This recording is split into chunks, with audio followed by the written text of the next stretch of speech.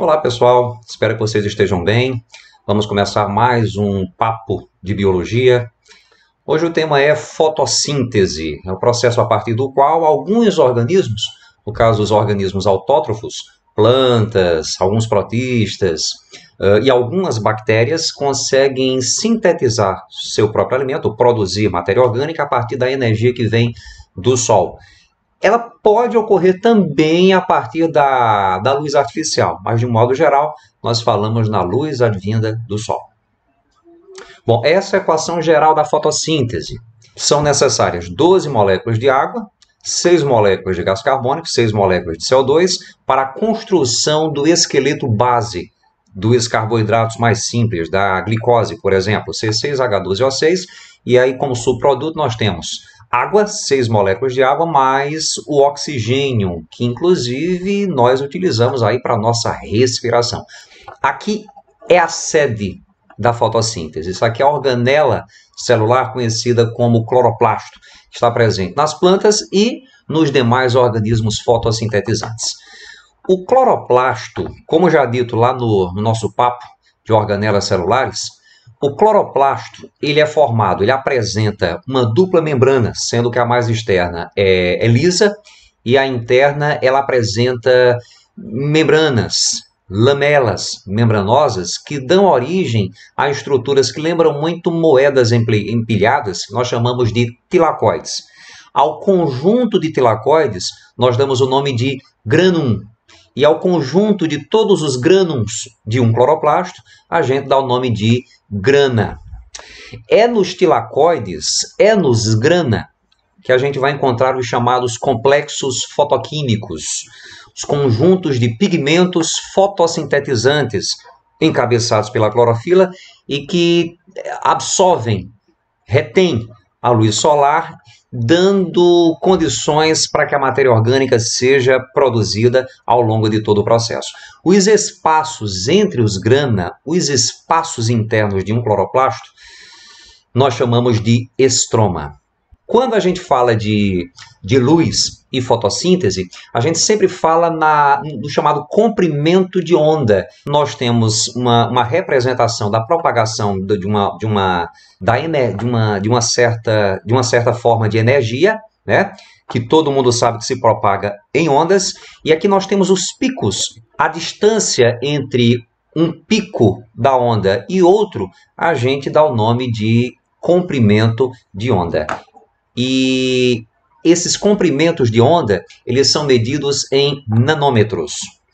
No caso, a fração da luz que é aproveitada pelos organismos autótrofos fotossintetizantes é o que a gente chama de luz branca, que fracionada dá origem àquilo que a gente chama de cores do arco-íris, que vai desde o violeta ao vermelho intenso. Ou seja, vai desde 400 nanômetros, comprimento de onda, 400 nanômetros, até 700 nanômetros. Então, nós temos violeta, azul escuro, azul claro, verde, amarelo, laranja e vermelho, com gradações entre essas cores. Isso aqui é a luz visível. Você pega um prisma, como que está representado aqui, e joga um jato de luz por sobre esse prisma, você vai ter a luz branca fracionada, gerando o que a gente chama as cores, permitindo-nos visualizar as cores do arco-íris.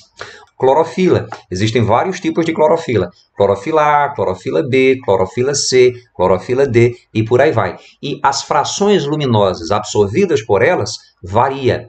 Existem outros pigmentos fotossintetizantes também que vão absorver a luz em vão absorver outras frações de luz. No caso, um pigmento de clorofila, ele se apresenta na cor verde, não porque a luz absorvida por ela seja verde, mas justamente o contrário.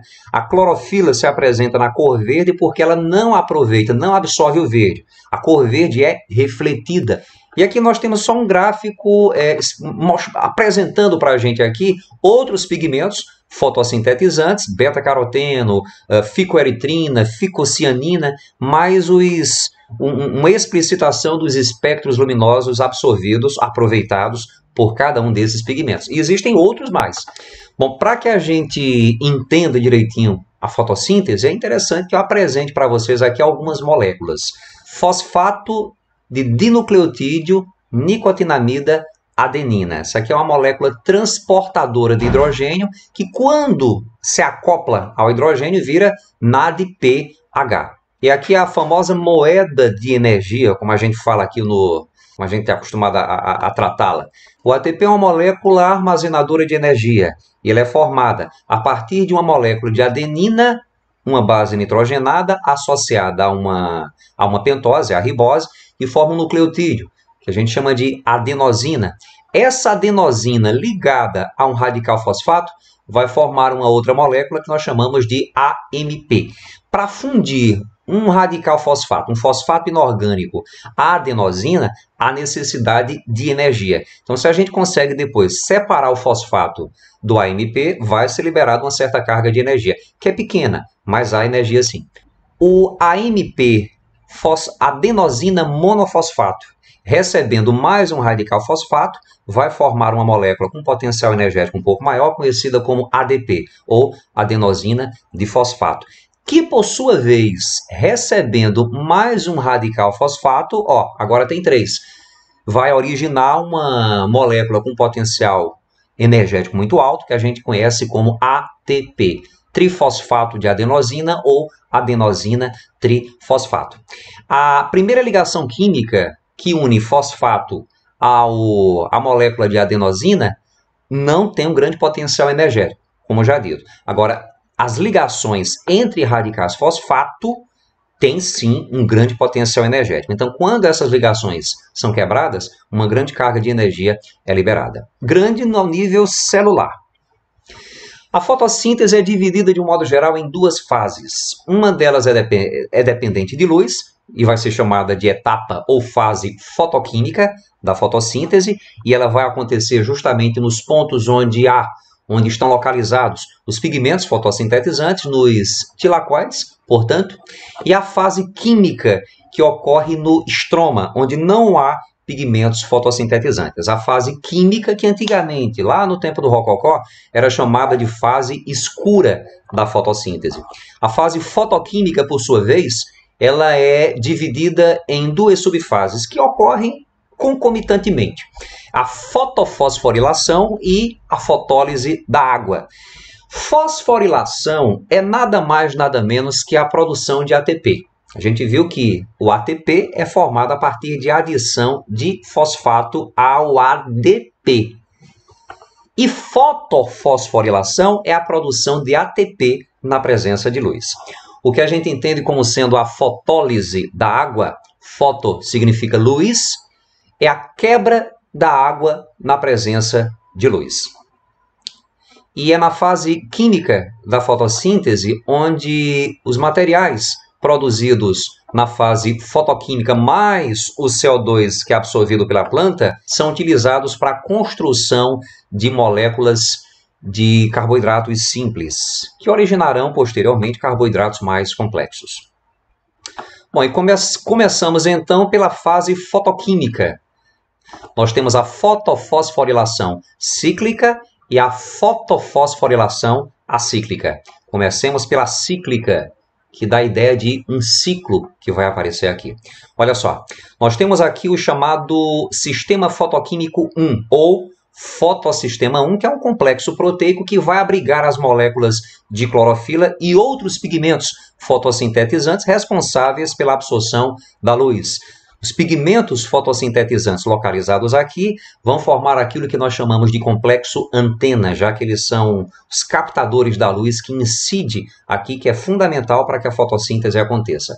Quando as moléculas de clorofila absorvem luz, elas são excitadas e elas liberam com isso elétrons, 2 elétrons, cada molécula de clorofila libera 2 elétrons altamente energizados, que são recebidos por substâncias conhecidas como aceptores ou receptores primários de elétrons. Esses elétrons energizados, então, vão passar por aquilo que a gente conhece como cadeia transportadora de elétrons. E na medida em que eles vão passando de uma substância para outra, substâncias conhecidas como citocromos, a energia que eles armazenam vai sendo liberada e vai sendo utilizada para a produção de ATP. E esse ATP permitir a entrada, o bombeamento de íons hidrogênio, prótons hidrogênio, para o interior dos tilacoides. Isso aqui atravessa a membrana dos tilacoides e vai lá para o lúmen, para a região central. Ao final do processo, os elétrons agora, com um baixo potencial energético, voltam para a molécula de clorofila. O hidrogênio, agora em grande concentração no interior dos tilacoides, na região, na parte interna, no lúmen dos tilacoides, ele tende a sair por difusão, né?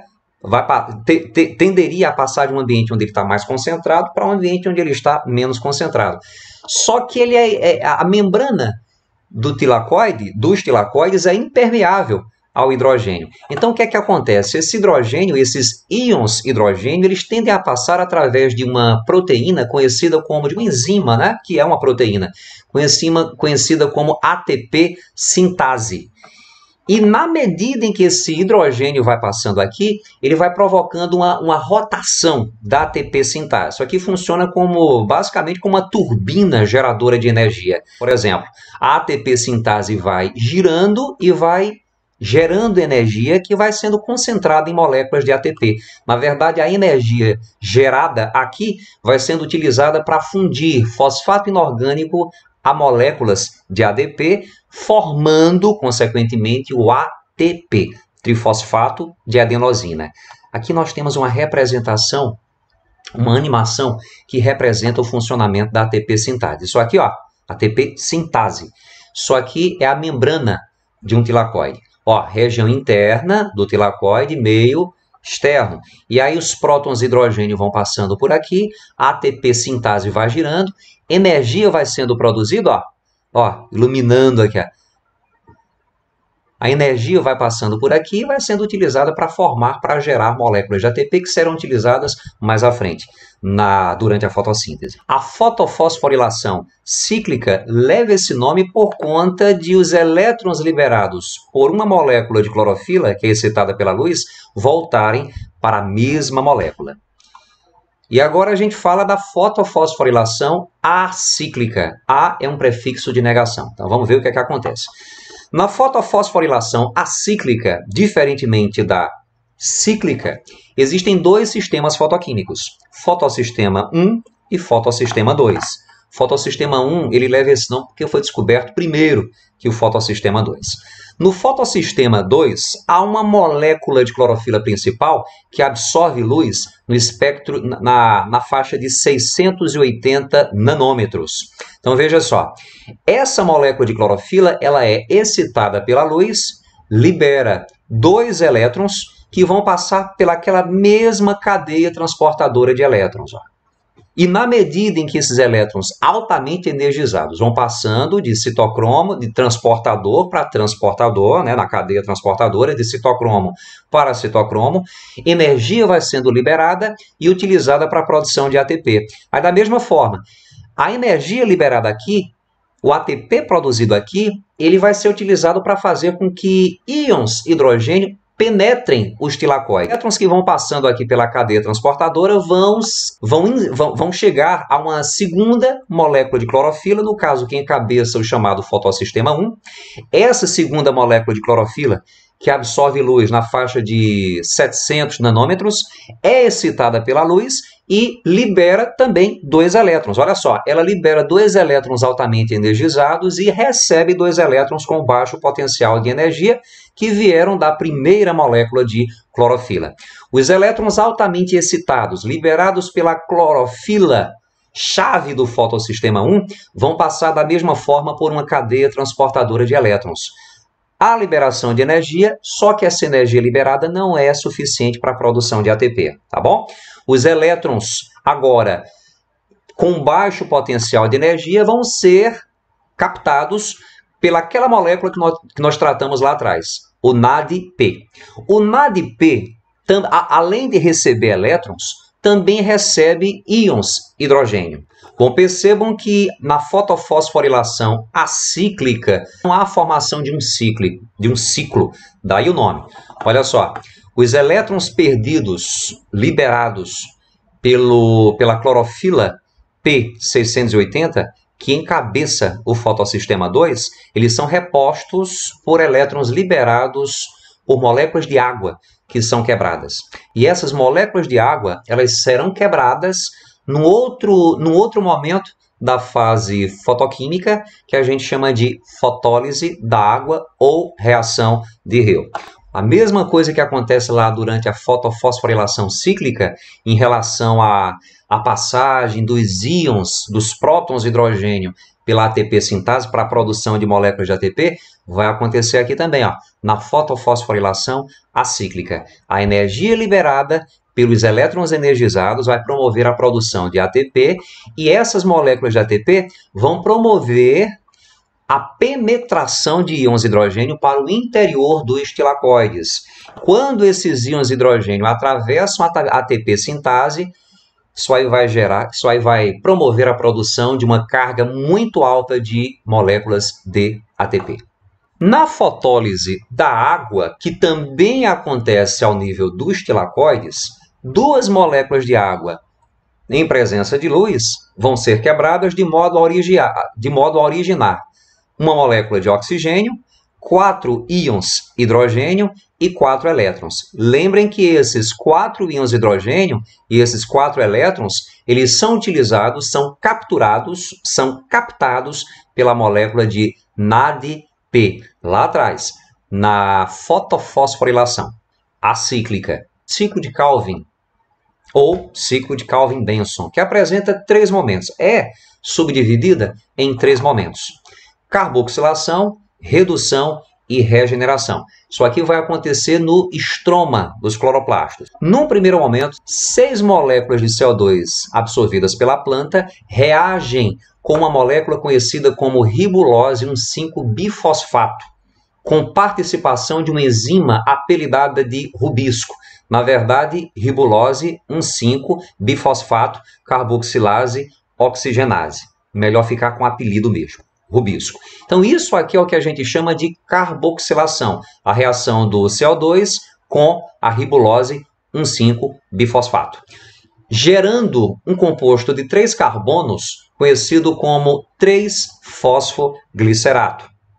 Esse 3-fosfoglicerato incorpora energia oriunda do ATP para formar um composto com 2 radicais fosfato. Ó, o radical fosfato oriundo da molécula de ATP se encaixa ao 3-fosfoglicerato, gerando o 1,3-bifosfoglicerato, já que agora nós temos 2 fosfatos inorgânicos acoplados a uma molécula. E aí nós passamos para a segunda fase do ciclo de Calvin, conhecido como redução. O que acontece na redução?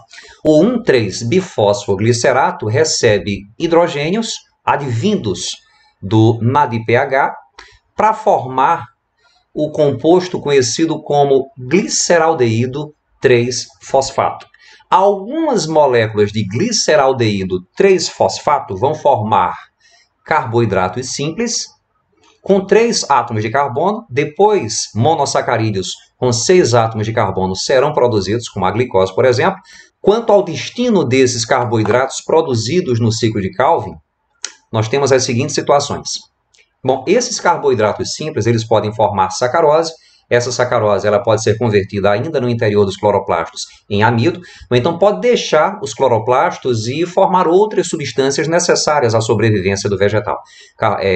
Outros carboidratos pode formar aminoácidos, lipídios. Algumas moléculas de gliceraldeído 3-fosfato vão formar carboidrato. Outras são utilizadas para regenerar a ribulose, a molécula conhecida como ribulose 1,5-bifosfato, através do evento que a gente chama de regeneração. Para que isso aconteça, para a regeneração acontecer, é necessária a energia oriunda de uma molécula de ATP. Percebam que aqui nós temos um radical fosfato a mais, em comparação com o gliceraldeído 3-fosfato. Sábio é aquele que conhece os limites da própria ignorância. Tchau, tchau.